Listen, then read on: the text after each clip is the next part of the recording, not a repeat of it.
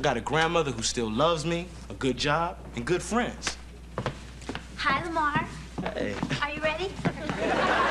It's that old school thing. Hey, Joe. Joe, remember this? Joe, you got the CDs on. Dad!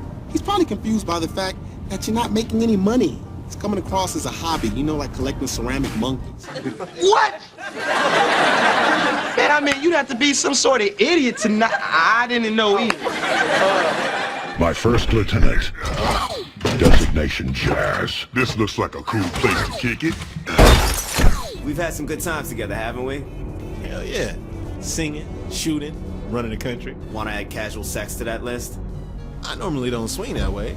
I'm down. How does someone get kicked out of an acting conservatory for working with Kenny Ortega, sneak into a club at 14 to impersonate Kid and Play, land Pierce Washington in Saints Row at the perfect time, play jazz and Transformers? Sounds like a solid plan. But you're gonna want a second in command, in case any cons get out of line. And end up in Starfield and The Mandalorian while being a hands-on father and Twitch charity streamer. The voice of Pierce Washington, the man behind Jazz, the actor who's been in everything from House Party to BioShock Infinite to Pixar's Elemental. Sorry, buddy. Elements don't mix. Hey! Plus, my dad would boil you alive. Why does anyone get to tell you what you can do in your life? But here's what nobody talks about. Arif got kicked out of LA County High School of the Arts for missing a week of school to work on a Kenny Ortega production. The school told him he couldn't act while learning to act. And he said, cool, I'll take working with Kenny Ortega over your classes any day. No regrets, no looking back. Just a career that's lasted 35 years and is still going strong in 2025. Lamar, would you care to demonstrate why we can't unplug it? I don't wanna. Los Angeles, California, February 7, 1973. Arif S. Kinchen was born into a city where dreams are made and broken daily. And from a young age, Arif had two loves, hip-hop and performing. Not acting, not voice work. Hip-hop. He wanted to be a rapper. He wanted to be on stage. He wanted to battle. And by the time he was in junior high, he was already doing it. I had imitated Kid and Play when I was in junior high. I snuck into a club, man. We were at my buddy's house. He was dark-skinned, I'm light-skinned, and we knew their songs, and we were both rappers. So we called the club, said, hey, man, we're looking for something to do. We just flew in L.A. And thank God there was no internet. The videos weren't really that great for hip-hop yet, so no one had seen them. So we performed and had free sodas and everything, man. Think about that. 14 years old, calling a club, pretending to be Kid and Play, and it worked. Because in the 1980s, there was no internet. Hip-hop videos weren't everywhere yet. Nobody had actually seen Kid and Play's faces clearly. So two kids from LA called a club, said they were Kid and Play, showed up and performed. Free sodas, free entry, pure hustle. And that hustle, that's what defined Arif's entire career. Because when you're willing to lie your way into a club at 14 just to perform, you're willing to do whatever it takes to make it.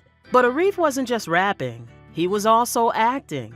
And by 16 years old in 1989, he caught a break that would change everything. House Party was the greatest thing that you could do, you know, especially for a person that was an aspiring hip hop artist or a person that really loved the music and the culture. It just drew me in. My friends got into line somewhere. They found out about an audition. No one had headshots because they were kids, you know what I'm saying, snot-nosed, barely in high school. And they turned in a picture that had me and my cousin on it. So I went down there and the rest of it is history. Me and my cousin got in the movie. They didn't. I thank them so much for the opportunity. House Party, 1990. The iconic hip-hop comedy with Kid and Play. And Arif S. Kinchen was in it. Not as a lead, but he was there, in the movie, with the same Kid and Play he'd impersonated years earlier. And he even got to do the Kid and Play kickstep on camera. Yeah, I did a Kid and Play kickstep. Yeah? I did that. Did you actually get to do it with Kid? I think they gave us a shot because from the way I remember, they loved all the cast that was down there because like around LA, you had dance crews that would, before you think you can dance and everything, it literally was people would go dance at clubs, battle and get money. There'd be a purse at the very end. So I was dancing amongst some of my legendary peers that had already been on tour and stuff. And we got to boogie and they would come down sometimes into the holding tank, if you will. That is like, it's like a big sound stage that has tortillas, salsa, orange juice, and old apples. That's what they feed the extras. You're an extra. At the end of the day, you're an extra. So they would come down and I ended up having a good kinship with Kid and Play, Groove Be Chill, and Martin Lawrence actually after the film. That's where it started. 16 years old, on the set of House Party, eating tortillas and old apples with Martin Lawrence, building relationships that would last decades. And Arif knew this was what he wanted to do, but he also knew he needed training. So Arif enrolled in LA County High School of the Arts, a conservatory school, the type of place where they train you to act, where you're surrounded by talent, where you learn the craft. And the school Arif attended, it was stacked. I went to LA County High School of the Arts. So, Chandrella, Monica Calhoun, Anthony Anderson, Dharma and Greg, the Dharma.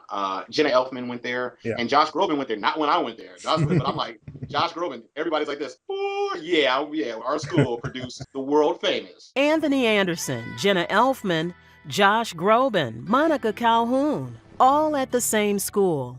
And that's not even counting the hip-hop side. In the same year, on the same campus, at the same time, you had the kid that helped design Cybertech, Corey Gomberg. You had will.i.am of the Black Eyed Peas. You had 2Mex of the Visionaries. You had Kyrie Santiago from Def Squad. You had my homeboy Howard Alonso, who's a pretty huge actor over here stateside, and Ahmad from the song Back in the Day. So we all were at school at the same exact time, competing in freestyle battles. You also had Soul King, that's down with the Liquid Crew. Yeah. We all were at school at the same time. will.i.am, Ahmad, 2Mex, Howard Alonso, all at the same campus, at the same time, battling in freestyle ciphers. So Arif wasn't just learning to act, he was sharpening his rap skills against future legends. But here's where Arif's story takes a turn, because in the middle of his training at this prestigious arts conservatory, Arif booked a job, a big job, with Kenny Ortega, the choreographer and director who did Dirty Dancing, Newsies, and would later do High School Musical. I got kicked out of high school for this reason. I went to an arts conservatory school that taught me to act. I ended up booking a job with Kenny Ortega that worked the whole summer, and it was me acting and getting a little bit of dancing in. Yeah. But for the whole summer, me and my counterparts were the class because it was a high school show. So we were the kids at the school, and I get kicked out for missing a week of school when you take a week to get your books. You don't even do any homework. Let that sink in. Arif got kicked out of acting school for acting, for working with Kenny Ortega, for doing exactly what the school was supposed to be training him to do. And Arif's response? So I got kicked out for working with Kenny Ortega, but I'll take working with Kenny Ortega. I got kicked out of acting school for acting. No regrets, because getting kicked out of acting school for acting is like getting kicked out of culinary school for cooking at a Michelin star restaurant. It makes no sense, but it also proves you're ready. So Arif kept working. Throughout the early 90s, he was booking TV shows. Saved by the Bell, The Fresh Prince of Bel-Air, small roles, but consistent work. I was busting my butt trying to get it in. And, with actors, it's kind of like 15 auditions, one booking. You know what I mean? So that was cool. Being on Saved by the Bell, to me, was a big deal, especially as a kid, because you're like, I'm going to be on Saved by the Bell. 15 auditions for one booking. That's the reality. But Arif kept showing up, and one of those bookings led to something that would last decades. Doing Fresh Prince of Bel-Air, I remember I showed up on time. I didn't work for like 3 hours, and then I got to finally run into everybody, and it was really great. I ended up doing a play with Tatiana Ali in 2008. Nice. And she ended up, through her life, being close friends to my baby sister. Beyond belief. And then me working on Sparks with James Avery. And a couple of times I've been out in public and Will Smith has said, "Hey man, how you doing, dude?"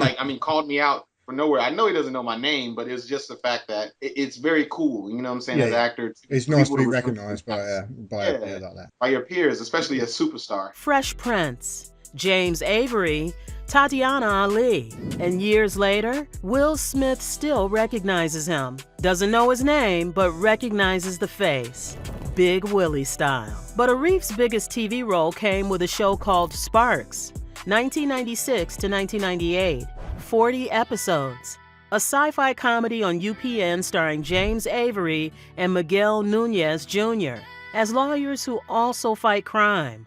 And Arif played Lamar Hicks, a recurring character throughout the series. Lamar, I think we owe Miss Cuthbert an explanation. Please don't make Lamar. Okay, this is the last time.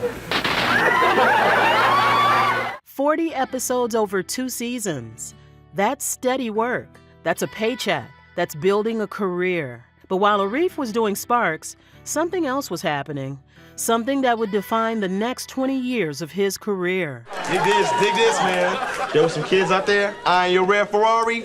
I had your back. Because Arif also had another job. In the mid-90s, while he was acting, Arif was working at Immortal Records, not as an artist, as a marketing guy, working with hip-hop legends. I ended up working at Immortal Records because of Tumex from the Visionaries and of OMD fame. And I went to high school with a lot of these guys. I mean, in the same year, on the same campus, at the same time, you had the kid that helped design Cybertech, Corey Gomberg. You had Will.i.am of the Black Eyed Peas. You had Tumex of the Visionaries. You had Kyrie Santiago from Def Squad. You had my homeboy Howard Alonso, who's a pretty huge actor over here stateside, and Ahmad from the song Back in the Day. So we all were at school at the same exact time, competing in freestyle battles. You also had Soul King, that's down with the Liquid Crew. Yeah. We all were at school at the same time. So when when I got into my 20s, I'm kicking it. I'm going to the freestyle up to the Good Life, seeing Freestyle Fellowship, and throwing things up on the mic like the Lyricist Lounge. Yeah. And Tumex was like, "Yo, man, what are you doing? You want to come kick it at work tomorrow?" I was like, "Well, all right, cool." And I just never left. Like, I worked there for almost 2 years with Happy Walters at Loud Records. So responsible for Cypress Hill, Eric Sermon and them, Volume 10, Korn, April's Motel Room, and just like all these different artists. Machine as well. That was one? No, I think we might have had a hand in some of their management, but I know Korn for sure, because I was always like, yo, they sound kind of hip hop. They don't sound really rock. And then I really heard their sound. I was like, oh man, they're the perfect fusion. Loud Records, Cypress Hill, Korn, Volume 10. Arif was in the middle of the 90s hip-hop and rock fusion movement, working with Happy Walters, marketing albums, understanding the industry from the inside. And all of that, the acting, hip-hop, the marketing. It all came together in 1996 when Arif walked into an agency meeting. I signed with Sutton Barth and Venari, who's a huge boutique agency. At our agency, we got Troy Baker, we have Laura Bailey, and I think we have Travis Willingham. So we got everybody that's in every video game over there. And then we got Dee Bradley, or D. Baker Bradley, I believe. And we also have Rob Paulson, who is Yakko and Pinky from Pinky and the Brain, and now he's on Mutant Turtles, and Greg Sipes from Teenage Mutant thing. So we got all these guys. So we all were there around the same time. I think Rob and they were there a little bit earlier than me. I went into the meeting. They walked me through the agency to do commercials, and then I see, hey, what's that? You guys got a mic in the back. I'm a rapper, so it is what it is. So I got excited, and they were like, oh, we do voiceovers. I said, yo, the thing with the cartoons and animation and stuff. They were like, yeah. And they said it's also commercials. I said, all right, well, how about this? We were on a tour. This was our first place we stopped. No, second place. I was like, well, peep this. If you can put me in voiceover department, I don't have to meet nobody else. I said, I want to make cartoons. SBV Talent, now called Arlene Thornton and Associates, the boutique agency that has everyone. Troy Baker, Laura Bailey, Rob Paulson, D. Bradley Baker. And they took a chance on Arif in 1996 because Arif walked in with that same cockiness from being on TV and said, if you put me in voiceover, I'll sign right now. And it worked. 5 out of 10. 50%. That's unheard of. But then reality hit, 1 year of nothing, because that's how the industry works. You get hot, then you cool off. Then you grind until you get hot again. But Arif kept grinding, and in those early days, he learned some hard lessons. One game, I think it was either EverQuest or ElfQuest, and I played a lot of characters, and I just wasn't prepared for all the screaming. It was one of my first kind of big games, and I was like, oh, cool, man, this is super cool. I get to do this game. And I was literally in this guy's office in Hollywood, looking by Hollywood Boulevard and everything, but just I was screaming my ass off. EverQuest 2, Desert of Flames. I think I was committed to 4 or 5 voices. And you're excited when you get the gig, but then you're like, oh my God, what's going on here? Great director, very kind, but I was being paid to do a job, and I needed to do the job, but it was just, I didn't know how to pace myself. EverQuest 2, Desert of Flames, 4 of 5 characters, all screaming. And Arif didn't know how to pace himself yet, so he gave everything, and his vocal cords paid the price. But he learned, and years later, on Marlowe Briggs and the Mask of Death, when he was voicing the title character, an engineer stopped the session. Number one, I was the title character. So I was, basically pooping my pants every 5 seconds. I was like, oh my God, I got my own character. Nice. And then I walk in and Steve Bloom is there and it's like, oh, this is going to be, he'll be your sidekick. I'm like, Steve Bloom is my sidekick? That's your number 2? That's awesome. I was like, what? Oh, hell yeah. And I worked with Steve on a lot of games, but I had never met him. So I finally met him, and then I went in the booth and I was doing everything. And Marlowe Briggs is a super dope shooter, I guess like a platformer, but like a shooter, like an action platformer. And it's part of the Xbox arcade thing, like just Xbox Live kind of game. Yeah. And it was available for PC too, and it was about 505 games, but they already had the game done. I've been very, very privileged that all the games that I've worked on thus far have been where they're still doing the art. They're still getting the script together. They're still putting pieces to it as we're working on it. So there's a time to let the character evolve, and even for them to say, you know what, that really wasn't the right way to do that take. Let's do it again. There's a lot of breathing room. Yeah, now that we got art. This thing was done, dude. So we were done with the game in 2 days. That's awesome. It's very awesome, but it's a lot more pressure than anybody can think. So you're screaming to get all your efforts So, and now we need you to throw this axe is 70 feet long. So imagine if you had to pick up a 70 foot, you're like, the guy comes in the room and he says, hey bro, you're doing a great job. I want you to be able to work tomorrow. I want you to be able to work next week. Don't give him everything. Give him a lot, not everything. And from then on, I was like, you're right. That's crazy. Because on this one game, I could have wrecked myself from a month, 2 months of work. I brought it back after that. I was able to still keep up. Steve Bloom, the voice acting legend, stopped Arif from destroying his voice, told him, give them a lot, not everything. And that advice saved Arif's career, because you can't work if you can't talk. Throughout the 2000s, Arif was building Tony Hawk games, Crashbox for HBO, small roles in big games. And then in 2006, something happened that would change his life. Douglas Kerrigan, a director he'd worked with before, called him in for an audition. Saints Row. A one-on-one intensive with him, and he was the main director for Saints Row. Yeah. So I auditioned for it, got in there, rocked it, and then I believe they called me for Saints Row 2, and that's how I got Pierce. Saints Row 2, 2008. Arif auditioned for Pierce Washington, a marketing guy, a hustler, someone who's always got a plan. And it fit Arif perfectly, because Arif had been that guy, the marketing guy at Immortal Records, the hustler who snuck into clubs, the guy with the plan. Pierce Washington, the role that would define Arif's career. The marketing genius, the guy who created Saints Flow energy drink, the guy who made the Saints a brand. And it was honest, because Arif had lived it. But Saints Row 2 was just the beginning, because when Saints Row, the third, came in 2011, everything changed. Revolutionary. The entire cast, in the room, together, acting opposite each other, not recording alone in a booth, actually performing together, like a movie, like a play. And that's why Saints Row, the third, hit differently. The evolution from 2 into 3 is the fact that you actually start to feel real camaraderie with the people that you're working with. Yes. And a real connection and a family sort of atmosphere. As well as enhancing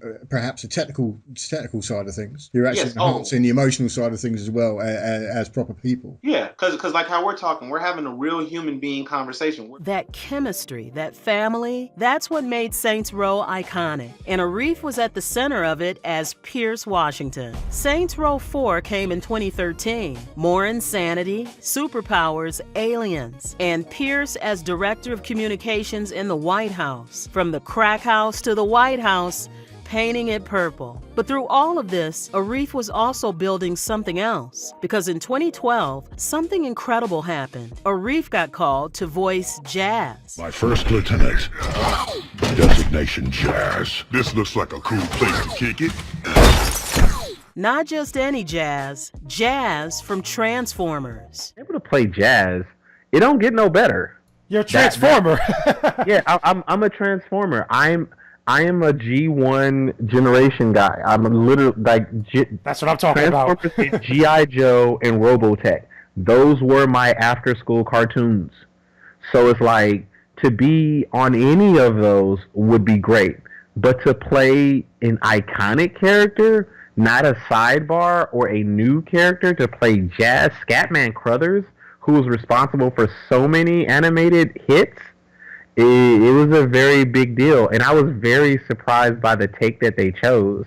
They wanted my more common talking voice than anything super extra. And I was just like, whoa. Jazz, the iconic Autobot, Scatman Crothers in the original series, and now Arif as Kinchen in Transformers, Robots in Disguise. Not a new character, not a side character. Jazz, the legend. Come on, Decepticon, punk! Imagine that, being the voice of Jazz. Going to Target to buy a Jazz toy for your kids, and it's not there. You want to tell the employee, I'm literally Jazz, but you don't want to be that guy, so you just walk away frustrated. But Arif kept building. Dead Rising 3 from Xbox One launch in 2013, State of Decay 2 in 2018, BioShock Infinite, Grand Theft Auto 5. Back in the game? I guess. Yes! Woo! Welcome back, man!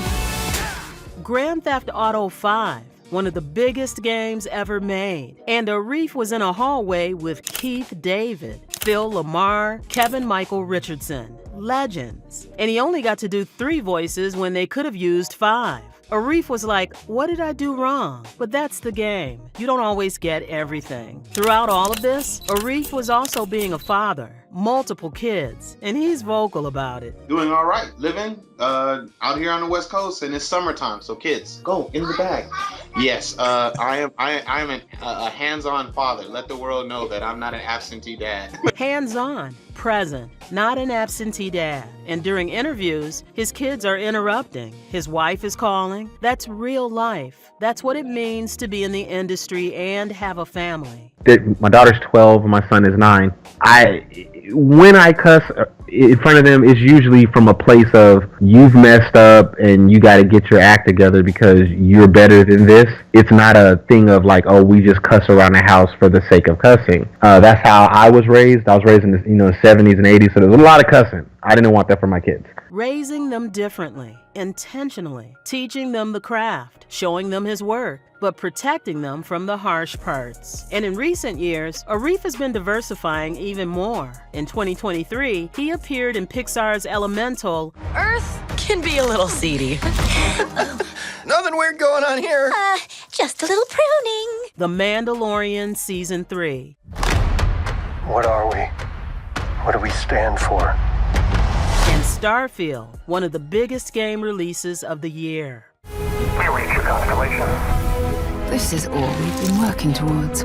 But Arif is also building outside of acting. He co-hosts a podcast called Apollo Night LA. Apollo Night LA with Lunel, Guy Torrey, Jocko Sims. They play music they've never heard, react live, take calls from around the world, and it's raw, honest, fun. They're really responsible for me going to the gym and losing weight. Cause they were like, they said, I know Fat Boy ain't talking. And we were like, who's Fat Boy? It was like, you, fool, you know you fat. Oh man. They were like, you like you're 2 dozen away from diabetes. I was like, oh my God. So I had to go to the gym. I literally started going to the gym.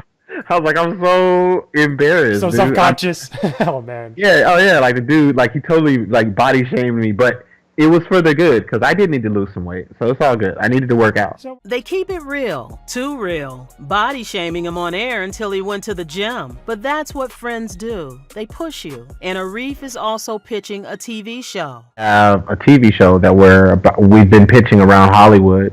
And, the cat's out of the bag. It's been out the bag for a while, but the show called Arif. That show called Arif. His life. The weird, quirky, normal, weird stuff that happens to an actor in LA with his famous friends. Dick Van Dyke meets Curb Your Enthusiasm, and they've been pitching it to networks. And in 2025, Arif is also streaming on Twitch, charity streams, gaming, connecting with fans, building a community. As of 2025, Arif S. Kinchen's estimated net worth sits at approximately $500,000 to $1.5 million. Not Hollywood rich, but sustainable. Especially when you've been working consistently for 35 years, have residuals from Saints Row, Transformers, GTA 5, and hundreds of other projects. So what's Arif doing in 2025? He's 52 years old, still voicing Pierce Washington when Volition calls, still voicing Jazz in Transformers projects, still booking games, cartoons, and live-action roles, still co-hosting Apollo Night LA, still pitching that show called Arif, still streaming on Twitch, still being a hands-on father, still grinding.